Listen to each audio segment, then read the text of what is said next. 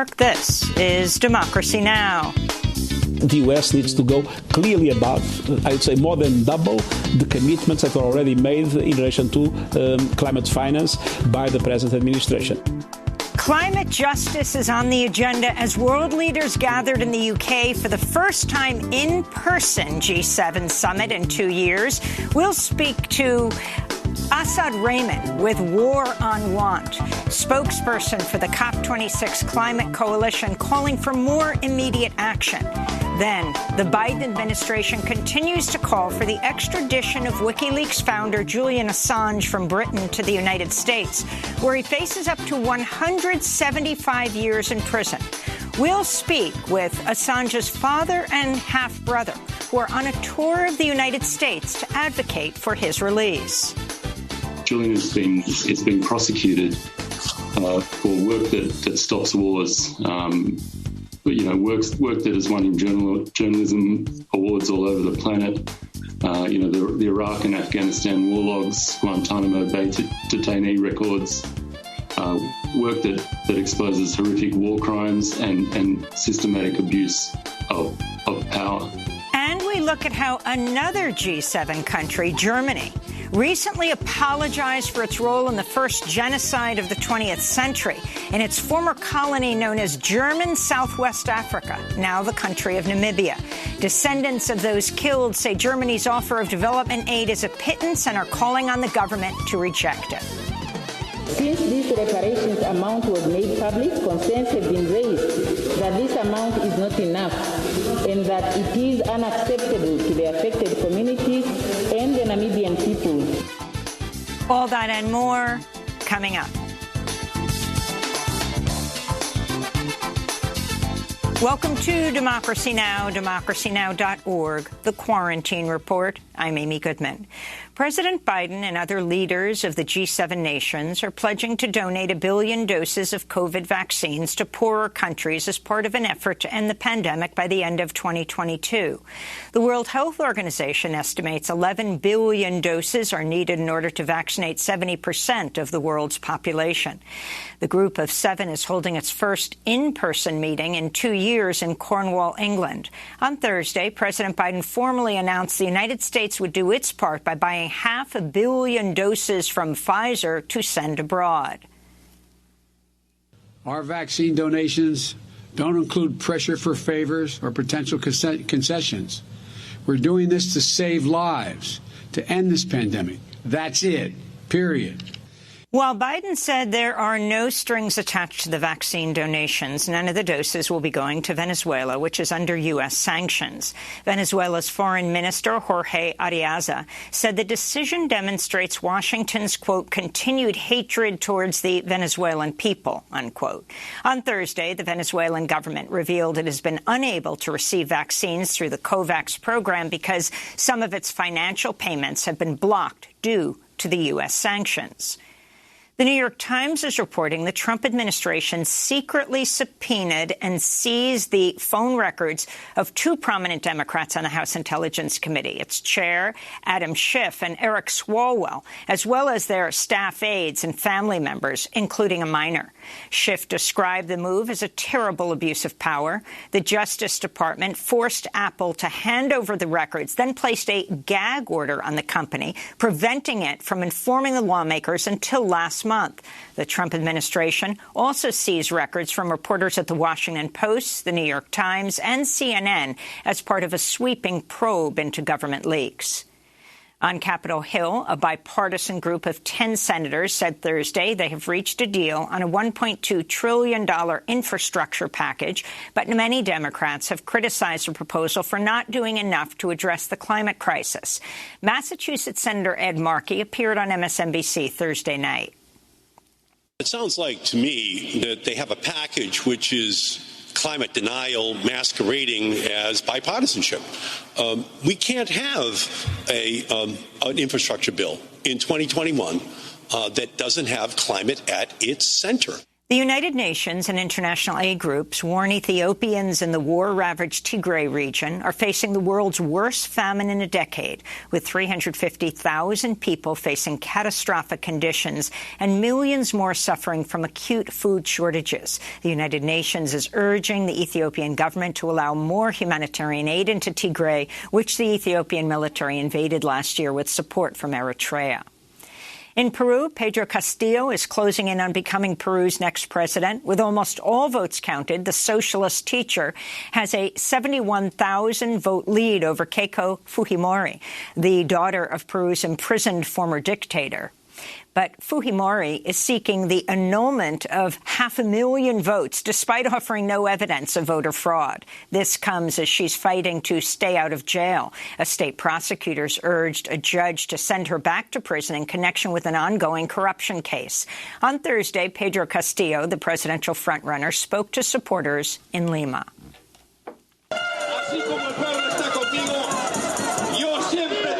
Just as the people are with me, I must always be with the people. I will never take advantage of a democratic space to clean my debts, to clean my crimes. We cannot do that.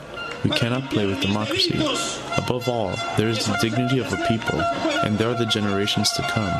There is the dignity of these people who have long clamored for their rights. In the occupied West Bank, Israeli forces killed 3 Palestinians during a pre-dawn undercover raid Wednesday. The Israelis were dressed to look like Palestinians. The dead included 2 military intelligence officers with the Palestinian Authority. Palestinian President Mahmoud Abbas condemned what he called a dangerous Israeli escalation. Israeli forces also raided the headquarters of the Palestinian Union of Health Workers Committee on Wednesday and ordered the group's Ramallah office to remain closed for 6 months. Amnesty International warned Israel's action could have catastrophic consequences for Palestinians needing health care. The Israeli newspaper Haaretz has published shocking video of Israeli prison guards brutally kicking, punching, and beating shackled Palestinians inside a prison in the Negev desert in 2019. The video shows guards throwing dozens of men into a large pile on a concrete floor. 15 were later hospitalized. The Israeli human rights group B'Tselem said today, quote, "The case proves yet again that Palestinian victims of violence by Israeli security forces cannot achieve justice via Israeli systems and can hope to do so only in an international court," B'Tselem said. No Israeli guards faced charges over the assault. The warden on duty was later promoted. Amnesty International has accused China of committing crimes against humanity for its mass imprisonment and torture of Uyghurs and other Muslims in Xinjiang province. Amnesty International Secretary General Agnes Callamard said, quote, "The Chinese authorities have created a dystopian hellscape on a staggering scale." China's long defended its policies in Xinjiang, saying they're needed to combat extremism. Lawmakers in Oregon have voted to expel Republican State Representative Mike Neerman after video surfaced showing him literally opening the door to let armed right-wing protesters enter the state Capitol building in December, at a time when the building was closed to the public. Days before the incident, Neerman spoke on a live stream where he gave out his phone number and explained how he could help them get inside. If you say, "I'm at the west entrance during the session," and text to that number there, that somebody might exit that door while you're standing there. The breach of the Oregon Capitol building occurred about 2 weeks before the January 6th insurrection at the U.S. Capitol. Meanwhile, 6 California men, including a former police chief, have been indicted on federal conspiracy charges for their role in the January 6th insurrection in Washington. Several of the men are connected to the far-right 3%ers movement. In North Carolina, a state autopsy confirms Andrew Brown Jr., a black man who was shot by sheriff's deputies in April, died of a gunshot wound to the back of his head. The report lists Brown's cause of death as homicide and matched the results of an earlier independent autopsy and what Brown's family say they witnessed in body cam video. A North Carolina prosecutor concluded last month the shooting was justified and said officers will not be charged, prompting renewed protests demanding justice for Brown. The district attorney in Westchester, New York, has ordered an independent review of two separate fatal police shootings of black men over a decade ago, Dan Roy, D.J. Henry, and Kenneth Chamberlain Sr., a 68-year-old former Marine. Chamberlain was killed in his own apartment in White Plains, New York in 2011 during a police confrontation after he accidentally triggered his Life Aid medical alert pendant. Within 2 hours, officers broke down his apartment door. They were doing a wellness check and shot him dead. Visit democracynow.org to see our full coverage of his story. In Bexar County, Texas, a sheriff's deputy has been placed on administrative leave after video surfaced of him tasering a 16-year-old Honduran asylum seeker at the Southwest Key Casablanca shelter in San Antonio last year. Patrick Divers was placed on leave after Reveal from the Center for Investigative Reporting published video of the tasering. Congressmember Joaquin Castro is calling for a federal investigation into what happened. Visit democracynow.org to see our interview with Aura Bogado of Reveal, who broke the story. And much of Puerto Rico lost power Thursday after a fire at an electrical substation. The massive blackout comes just days after the private U.S. and Canadian company Luma Energy formally took over management of the island's electric grid from the Puerto Rico Electric Power Authority, or PREPA, which was devastated by Hurricane Maria. And those are some of the headlines. This is Democracy Now!, democracynow.org, the Quarantine Report. I'm Amy Goodman. World leaders are gathered in Cornwall in the UK for the first in-person G7 summit in 2 years. Talks are set to focus heavily on ending the pandemic and the climate crisis. President Biden announced the U.S. would donate an additional 500 million COVID vaccine doses, quote, with no strings attached. America will be the arsenal of vaccines in our fight against COVID-19. Just as America was the arsenal of democracy during World War II, this U.S. contribution is the foundation for additional coordinated efforts to help vaccinate the world. While Biden announced there will be no strings attached, the vaccine doses will not go to Venezuela, which is under U.S. sanction. Leaders of the G7 nations are collectively pledging to donate 1 billion vaccine doses to poorer countries. Advocacy groups are continuing to apply pressure on governments to do more to end the global vaccine apartheid, including waiving intellectual property protections on vaccines. Protests are planned throughout the summit amidst a heavy police presence. Climate activists and groups including Greenpeace and Extinction Rebellion are staging actions to urge more forceful and immediate action from G7 nations.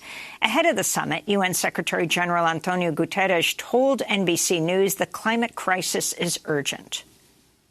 When you are at the verge of the abyss, you must be very careful about your next step, because if the next step is in the wrong direction, you'll fall. How much time is left to act? I think this year is the make it or break it year. If we fail in Glasgow, we'll be in a very difficult situation. As I said, on the verge of the abyss, you must make sure that the next step is in the right direction.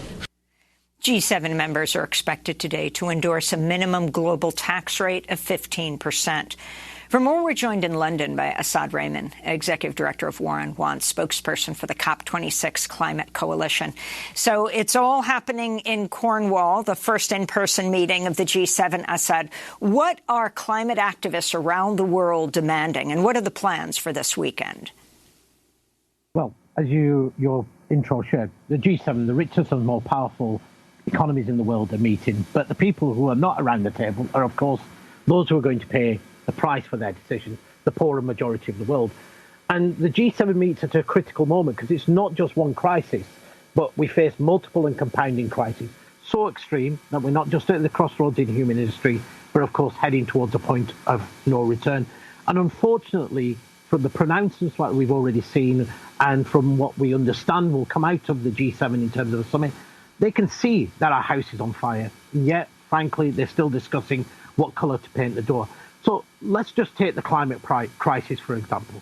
Despite all the promises to act on the climate emergency and recognising that whilst no threshold is safe, and as we can see from the devastating impacts from millions of lives as we breach 1 degree, that we have to prevent temperatures breaching the 1.5. What we've seen is carbon emissions in 2021 are the highest in a decade. Temperature levels are heading towards at least 2.5 degrees, if not more. The G7 is still pouring close to 189 billion to fossil fuel extraction. They're not making the pledges that are needed to make sure that they're doing their fair share. And they're still not even meeting the broken promise of a decade ago of realizing 100 billion in much needed climate finance, when every estimate says at least the minimum that is now needed is at least close to $1 trillion a year for each and every year for the coming decade. This is no longer about climate denialism. What we've seen is mitigation denialism.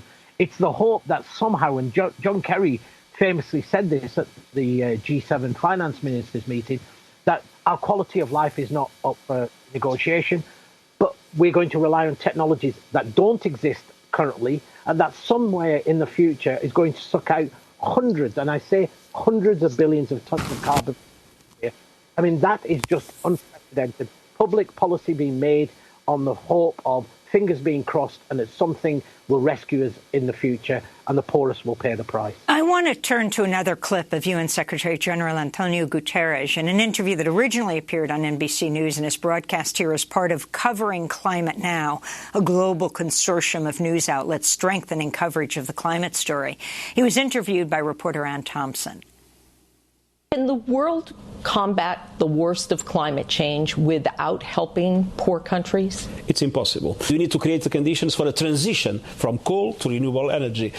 And that, of course, requires financial investment, financial support and technological support to developing countries that still rely on coal for their own energy needs. More and more countries are committing not to finance coal plants even abroad. Korea has done it. I hope the G7 will be able to do it. And so, Assad Rehman, talk more about this moment where climate, it's the first time ever it's on the agenda of G7. And also, if you can talk specifically about Britain's role on climate. The UK recently called for a climate Marshall Plan and your assessment of President Biden's plans. Well, the UK government takes the world stage and claims that it's a climate leader and says, we've cut our emissions by 50%. But actually, if you take out because none of those emissions include aviation or shipping or all the embedded emissions of the issues of the products that the UK consumes, we're actually only talking about 15% emission reductions. That's about 0.5% of emission reduction. We're nowhere near the scale of emission reductions. Rich countries are still talking about net zero goals in 2050 when they should be talking about decarbonising by 2030. And the COVID pandemic gives us a really good example of how these rich countries are, of course, responding both to the COVID pandemic but also to the climate crisis. We've all heard the words, no one is safe until everyone is safe. We can all see that millions of people are dying around in every corner of the world. And yet, rich countries not just hoarded the vaccines, meaning that at the current rate, it will be 57 years before everyone in the world is vaccinated, but they're actively backing Big Pharma and protecting their profits. Now, if they won't lift the intellectual property rights on COVID vaccines, what hope is there for poorer countries that they're going to lift the intellectual property rights and provide the technology and the finance for them to be able to deal with the climate impacts, to be able to grow cleanly, to be able to transition away from the fossil fuel economy? And this is, of course, at the very same time as this incredible crisis of inequality, where 80% of the world faces poverty, half of it is still struggling on the equivalent of $5 a day, and not just facing that, but is rapidly getting worse. We've heard over the last year, 500 million jobs have been lost. Hundreds of millions of people are being pushed into extreme poverty. The very tools that rich countries use to protect their economies are being denied to those in poorer countries. And what we've seen is simply rich countries doing too little, too late, and not taking up their responsibility. And unfortunately, this G7 is not changed that at all. And finally, your organization, War on Want, a global anti-poverty organization, does more than focus on climate. So if you can make the link and what you demand of the G7, not only around climate, but also in the midst of this pandemic. You have climate apartheid, what countries get hit the hardest, and also, of course, vaccine apartheid. Absolutely. We see these forms of apartheid being played out. If you rightly said, we see a COVID apartheid, we see climate apartheid, we see economic apartheid, we see inequality and injustice all around the world. Really what the G7 should be announcing is a global Green New Deal. They should be announcing and saying we're committed to making sure that everybody has the right to a living wage, to universal public services, health, education, housing. We all have seen how critical they are, not only to dealing with the pandemic, but are critical in terms of dealing with the climate crisis. We need to make food and energy a public good so that we can share them equitably. We have enough in the world, but of course, much of it is concentrated in the hands of a small elite. Just the top 1%, their emissions currently are double those of the bottom 3.5 billion people. If they were just reducing their emissions, we'd begin to see a major step forward. We need a radical transformation of our broken economy. We need to fix our unjust trade rules. We need to cap the power of corporations. And even the announcement about taxation of multinationals, it's, yes, a small step forward on the 15%. But we already can see that they're actively saying that that won't apply to finance, that won't apply to the big banks, that already there are going to be so many loopholes. What we really need is about 25% corporation tax around the world. We need to make sure that we're not just cancelling debt for the poorer countries, but actually we have a plan of reparations, of finance going from the global north to the global south. It's no good talking about charity, and all of these countries talk about, that they're responsible for being greatly charitable. For every $1 that is going from the north to the south, $24 flows the other way and enriches our big multinationals and countries in the global north. We can no longer tinker around the edges. We need a fundamental transition, and these coming years will determine literally the shape of the world. They will determine who dies, who lives, and what kind of economy that we're going to have. There is incredible demands coming up from the bottom. You see it in every corner of the world, basically saying our economy is no longer fit for purpose. It's failing people. It doesn't give people the quality of life that they need. It doesn't give them dignity. We need a transformation. Assad Rehman, thank you for being with us, Executive Director of War on Want Global Anti-Poverty Group and the spokesperson for the COP26 Climate Coalition, speaking to us from London. Next up, the Biden administration continues to seek the extradition of WikiLeaks founder Julian Assange from Britain to the United States, where he faces up to 175 years in prison. We'll speak to Julian's father and half-brother. They're touring the United States to advocate for his release from a high-security prison in Britain. Stay with us.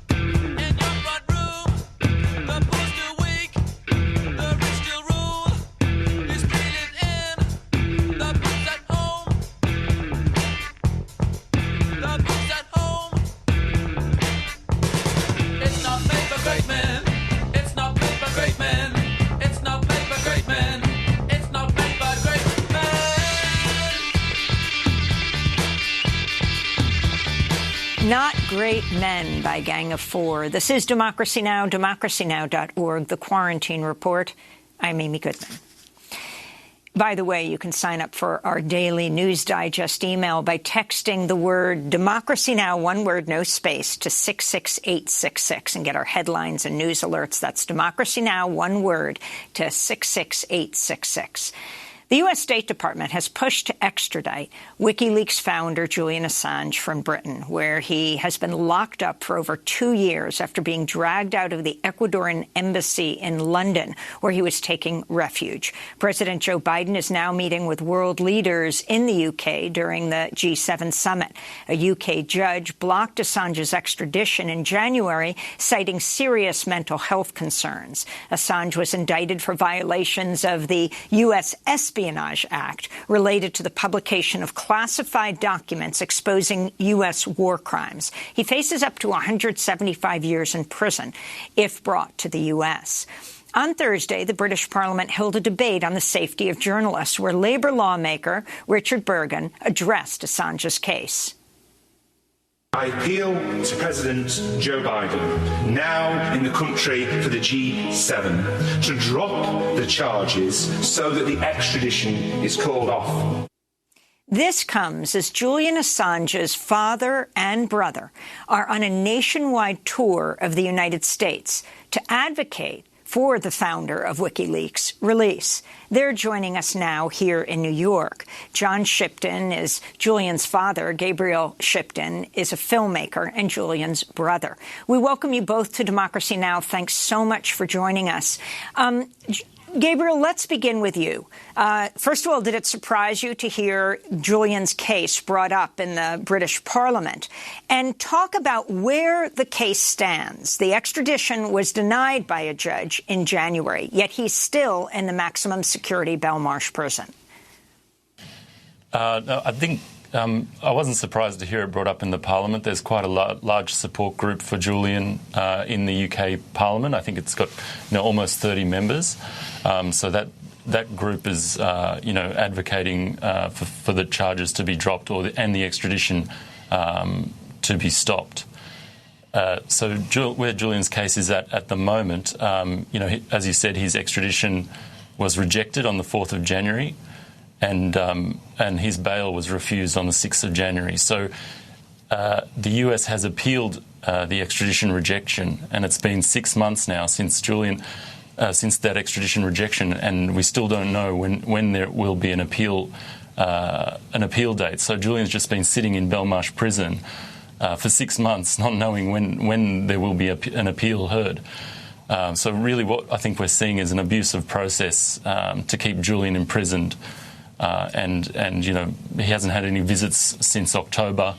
The prison's in the COVID lockdown, so the situation there is really dire, and Julian is suffering inside that prison for basically just he's on remand. He has no sentence. So why is he in that prison? I just don't understand.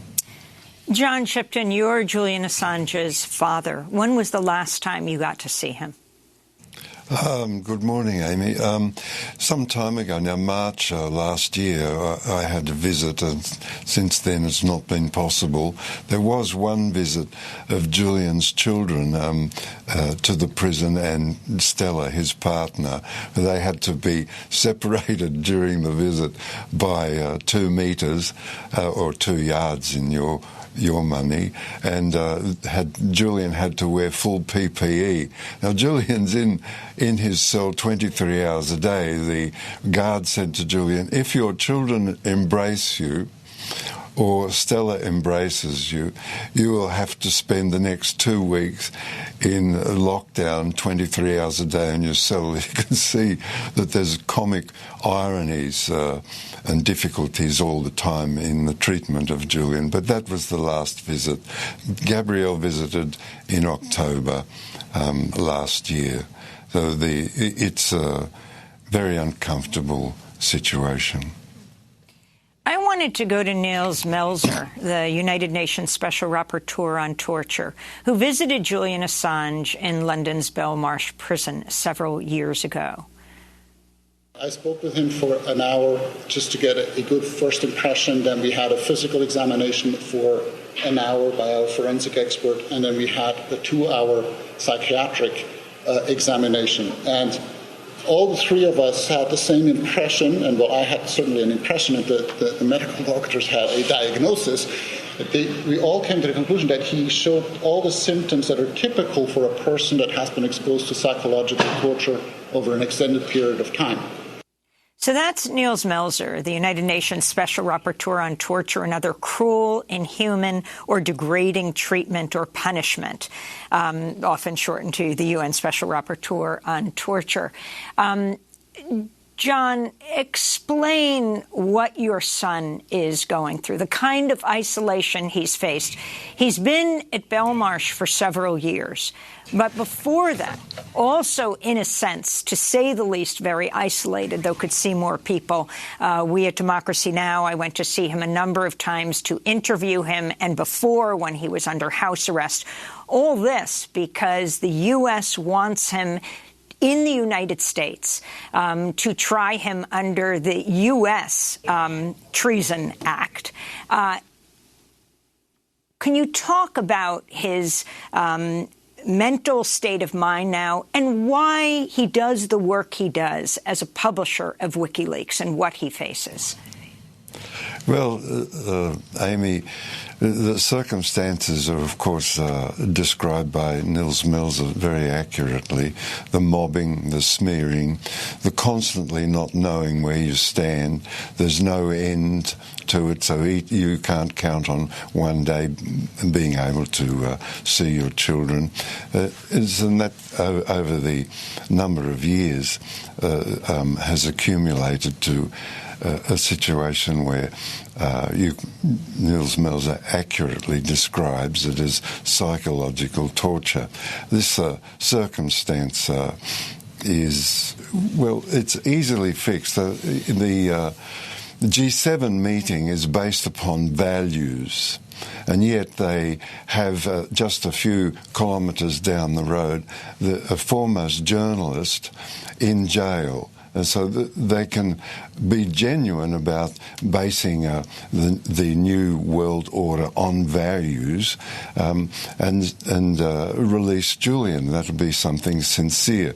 As to Julian, what motivates him, always Julian rejects and has a sort of a natural leaning towards injustice. So wherever there's an injustice, also to right injustices requires speaking truthfully.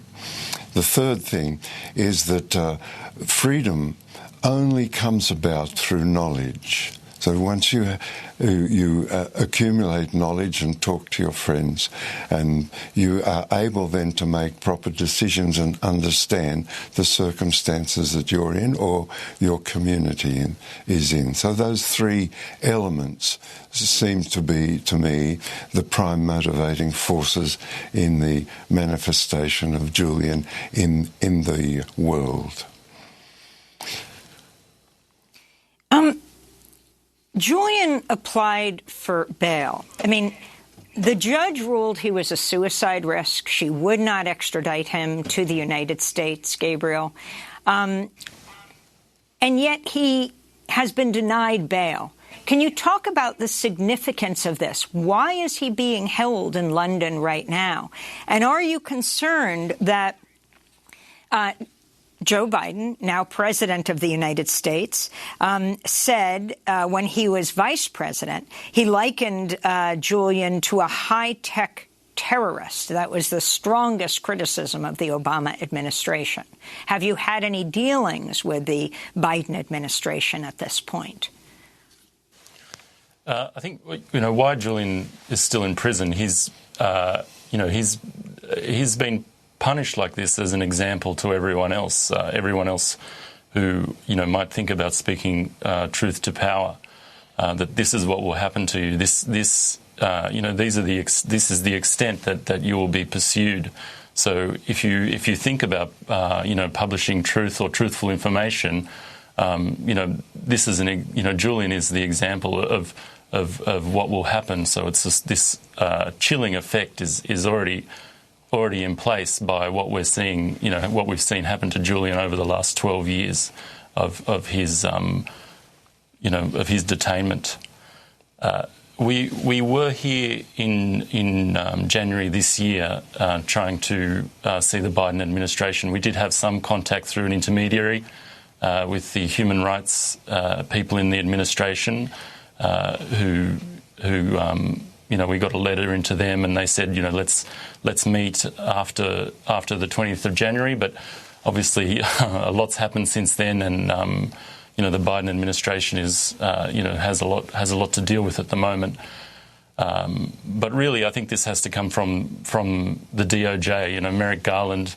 This is a Trump era prosecution, and under an independent DOJ under Obama found that this prosecution they couldn't prosecute Julian because of what they called the New York Times problem, and so they didn't pursue the case.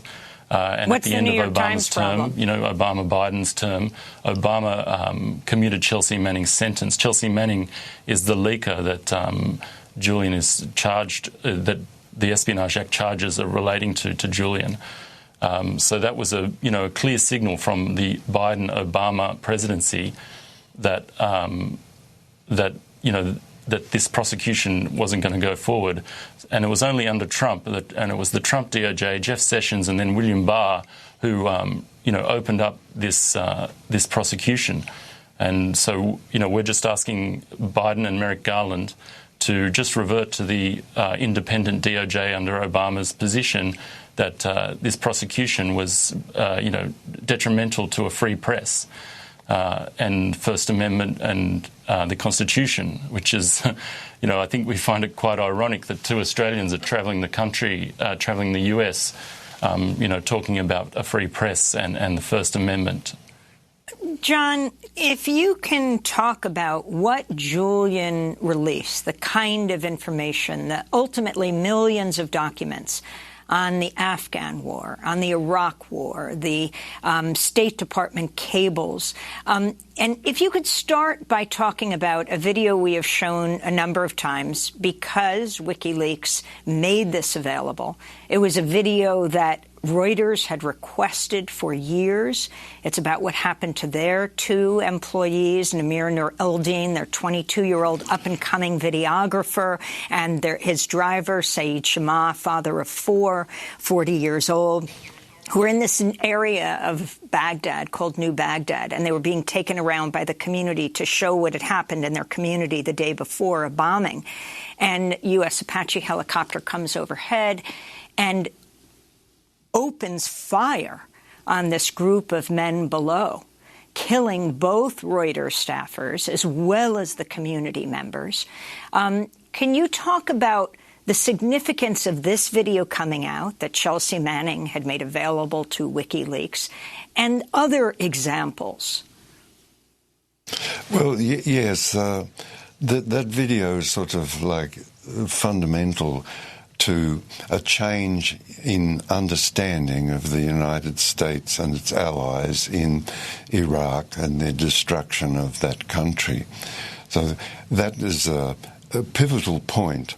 So we understand from that the occupation of Iraq was a tragedy and that the ongoingness of that tragedy is in the Iraq War files.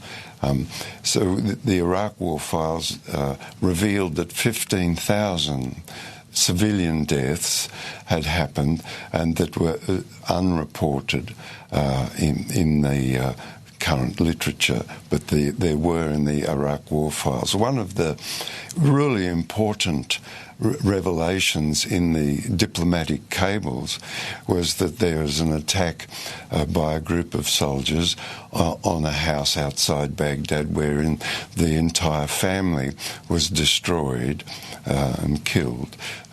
Contemplating this crime, the soldiers called in an airstrike and obliterated all evidence of those murders and destroyed the house. When this cable was seen after the release by WikiLeaks, when it was seen by the Iraqi parliament gathered together the courage to refuse the status of forces agreement that the United States and its allies had put before them. As a consequence of that refusal, the United States and its allies withdrew their troops from Iraq. So in these circumstances, we can see a profound thing about the leaks and the publication of those leaks, that it brought about peace and it ended a war. There are several more examples of that. So there's an American lawyer, Clive Stafford Smith, set up an organisation named Reprieve. And using the Guantanamo Bay files, Clive was able to go to Guantanamo Bay and secure the release of prisoners who were there under circumstances that they were innocent of any crime and had been sold to the United States Army and moved to Guantanamo Bay. 22 of those prisoners were children at the time. So that's another circumstance. A third one, if I could illustrate, that in this time, it concerns the United Kingdom's removal of the entire population of the Chagos Islands in order to provide the United States with an air base called Diego Garcia. Using the revelations in the cables, the people of the Chagos Islands and their lawyers were able to take a case to the International Court of Justice and win. Despite the United Kingdom's appeal, they continued to prevail. So there's three examples of what a leak can bring about, and that the importance of these revelations, and finally that those documents are in a searchable library so that ongoing they can be used to further people's desire for justice and to deepen the understanding of the people of the United States, of the involvement of their Pentagon and their foreign policy, their involvement and the exercise of that foreign policy and the disaster that it's brought to parts of the world. John Shipton and Gabriel Shipton, I'd like to thank you so much for being with us. You are on this tour across the United States, brought here by the Courage Foundation, arrived in Miami, doing events here in New York, in Philadelphia, D.C., Boston, Columbus, Chicago, Milwaukee, as you travel the country. Next up, Philly today. Thanks so much for spending this time with us. John Shipton is the father of Julian Assange, Gabriel Shipton, a filmmaker and Julian's brother. This is Democracy Now!, democracynow.org, The Quarantine Report. When we come back, we talk about Germany apologizing for its role in the first genocide of the 20th century in its former colony, now known as Namibia. But descendants are saying that Germany's offer of development aid is a pittance and are calling on the Namibian government to reject it. Stay with us.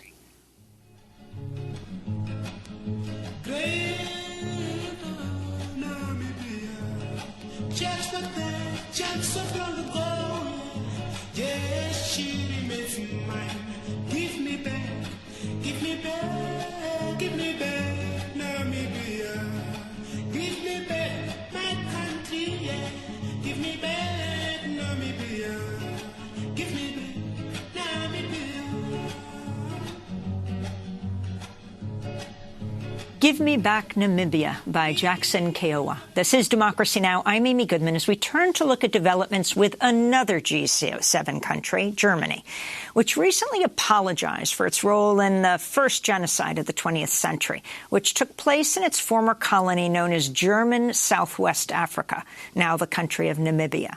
Between 1904 and 1908, German colonizers killed tens of thousands of Ovaherero and Nama people in Namibia.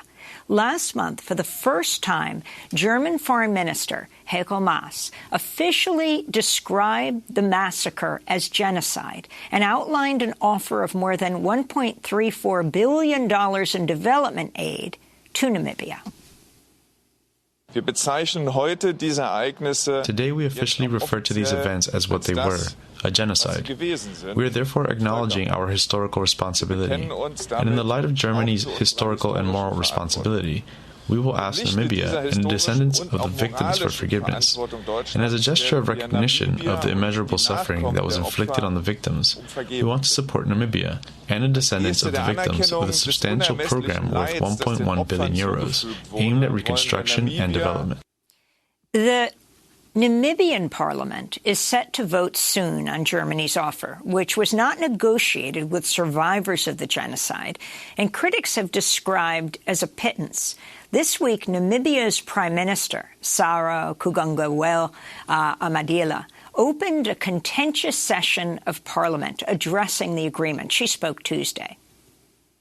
Since this reparations amount was made public, concerns have been raised that this amount is not enough and that it is unacceptable to the affected communities and the Namibian people. Opposition lawmakers spent the parliamentary session denouncing the deal. This is Utara Mutu of the opposition Landless Peoples Movement Namibia. Honourable Prime Minister, never in my existence as a millennial would I say that I'll be looking at a colonizer the way I'm looking at you right now. You have betrayed us. You have betrayed order. You have betrayed our history. You have betrayed our identity. You are betrayer. In a minute, we'll get response from two Namibians. But first, this is part of a BBC documentary about the genocide by historian David Adeteo Alusogo. It's titled Namibia, Genocide and the Second Reich. For 100 years, what happened in Germany's long-lost African empire has been hidden. It's the story of a genocide that implicates the highest level of the German government, the army, and even some of Germany's biggest companies. But the ghosts of the Namibian genocide have been reawoken. They've returned to haunt modern liberal post-war Germany. And in doing so, they've forced Germany to wake up to a very uncomfortable fact: that the dark racial theories that helped inspire the Nazis run much deeper into German and European history than most people want to acknowledge. Soldiers received specific orders which allowed them to kill anyone. It was an overall strategy aimed at ethnically cleansing the countryside to create Lebensraum for German settlers. The whole process was genocidal. The deliberate extermination of the Herero, the Vernietigingsbevel, the destruction order. Many of the members of my own family died. That's an excerpt from the BBC documentary Namibia, Genocide and the Second Reich. For more, we're joined by two guests. MC Erastus is with us. She's in Windhoek, the capital of Namibia, which was the site of Germany's first mass concentration camp, where thousands of people were beaten, worked, and starved to death by the army of the Second Reich of Germany. Also with us is Nyoko Muvangal. She is the born of Ova Herero people and grew up in a village in Namibia. Now a lawyer in South Africa, she's joining us from Johannesburg. I want to begin with Nyoko Murangwa. Can you respond to what Germany is offering and who they negotiated this deal with? Good morning, afternoon, depending on where you're listening from. What Germany is offering is, there are two answers to that. The first is over €1 billion, and it is not reparations, it is grants. And the amount was negotiated with the Namibian government to the exclusion of both the Ova Herero and the Nama people. We were just excluded from all of this. So that's the immediate answer to your question. And what is your response to what they are offering? And what are you demanding? You're a descendant of those who died in this genocide at the turn of the 20th century, the first genocide of the 20th century. And if you can tell us further, because I think I dare say certainly people in the United States, most people, have never heard of what took place. Sure. If I may, I wonder whether I should commence perhaps your question elsewhere. What I would like to start with is what happened between 1904 and 1908, which would better inform my response to your question. Between 1904 and 1908, Germany, as a colonizer of Namibia, wanted land, Namibian land. And the Ovaherero and Nama people at the time were land and cattle owners. So Germany wanted them to give up the land. When they resisted, the German government, through a general, an army general called von Trotter, issued an extermination order which was specific. It said all the Ovaherero and all the Nama peoples must be killed. There were two extermination orders, one pertaining to the Ovaherero and the other pertaining to the Nama people. But what those extermination orders said was both must be killed, spare no woman, spare no child, and spare no man. Either drive them out of the country, they could go to Botswana, Angola, or Southern Africa, but they must either die or get out of Namibia.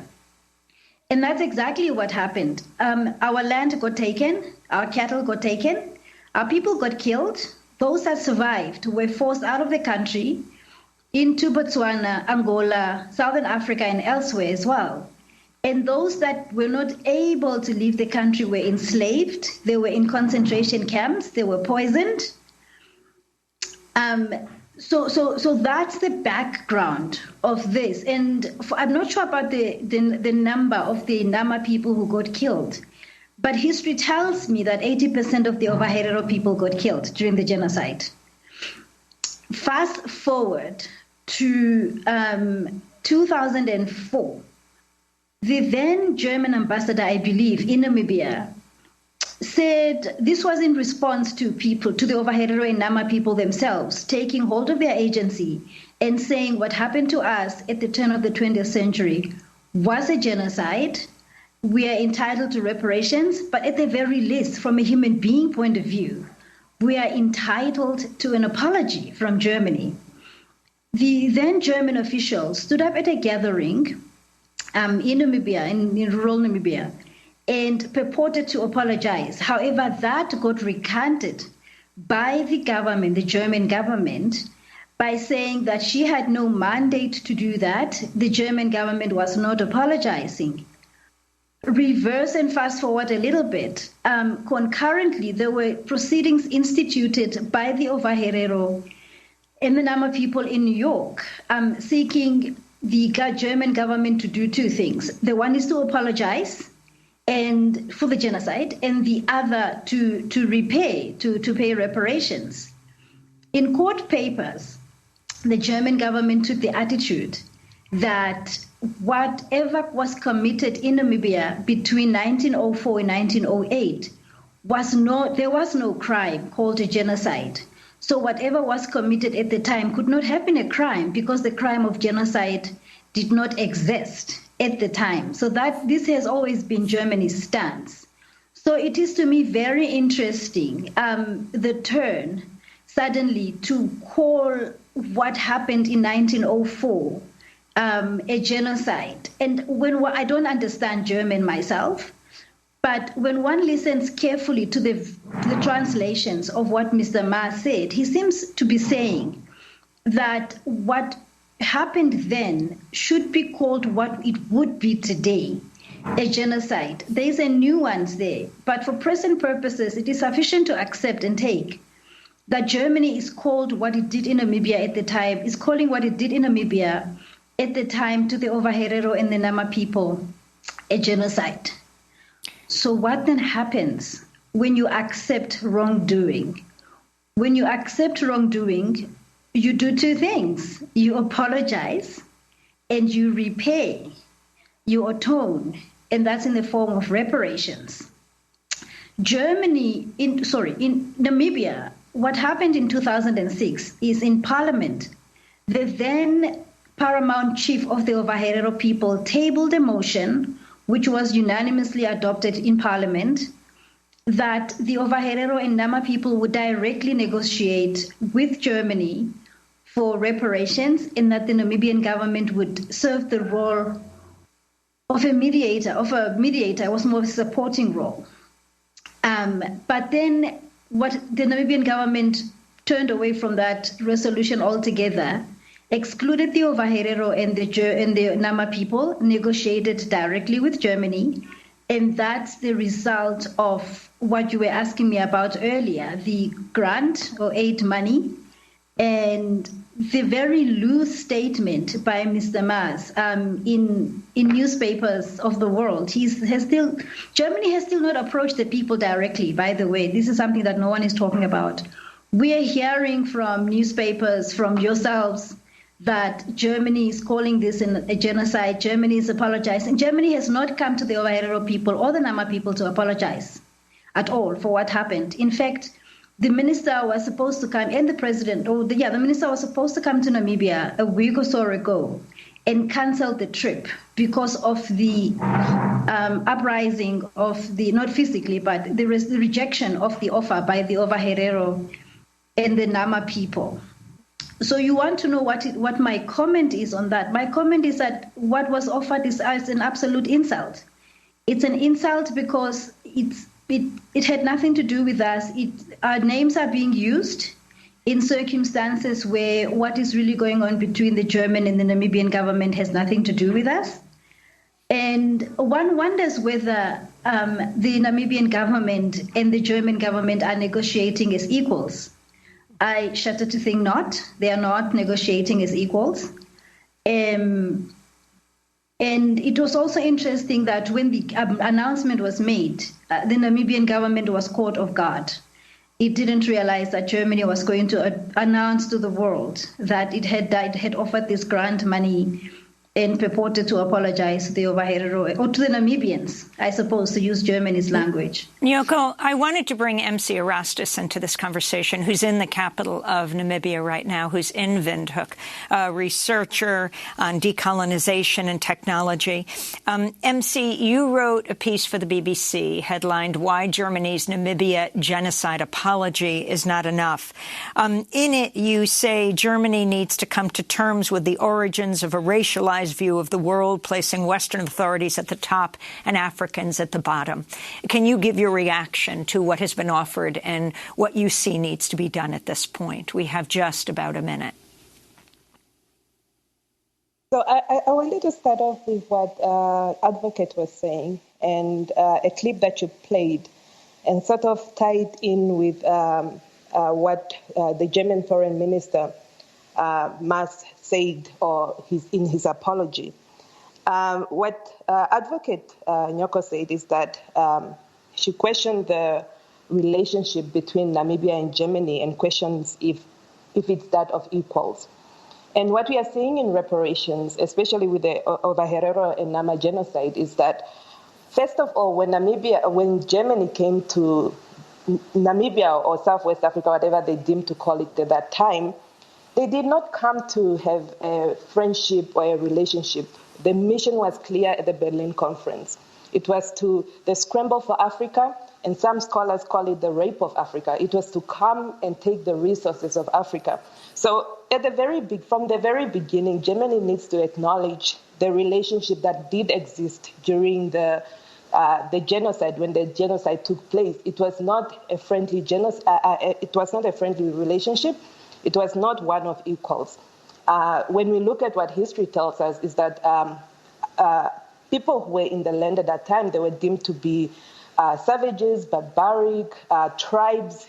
Still to this day, the narrative is still going on in the media where we call the Ovaherero and Nama communities as tribes, and we call the Germans as settlers or former colonial powers or something like that. So already we have 5 seconds. When we are just speaking, there is no equality in that, and that already we should start to question that before we even go to discuss anything when it comes to we will come back to this issue. I want to thank you, MC Erastus and Nyoko Muvangwa. Thank you. I'm Amy Goodman. Thanks for joining us.